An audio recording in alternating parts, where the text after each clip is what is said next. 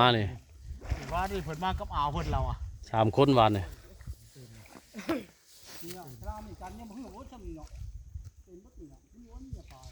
อยู่กับมันบ่ได้มันบ่คนเต็มน้องมานี่ปลาเจริญตายไปแล้วเนี่ยแก่กูโคกดิแก่ได้แก่ไป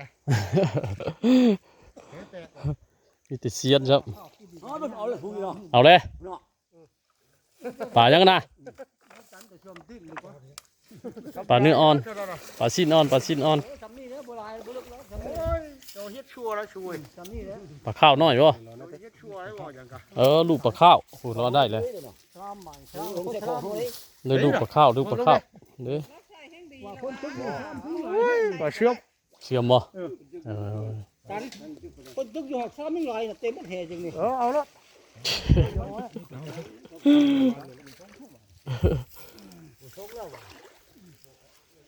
ว่าบ่สงแล้วสิดูดเอาช้าง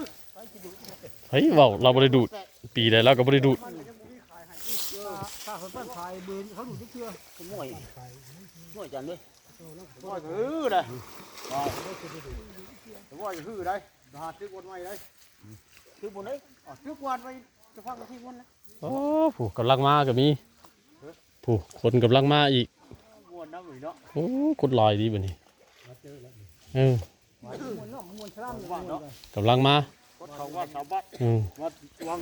เดียวซ้ำนายบ้านซ้ำพามามื้อนี้ก็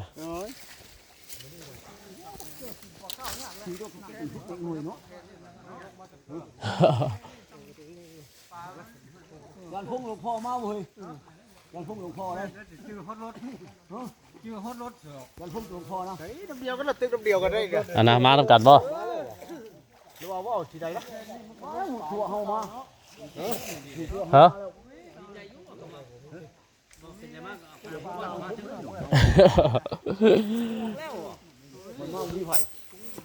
ทั้งสลุงทั้งยัง10 กว่าคน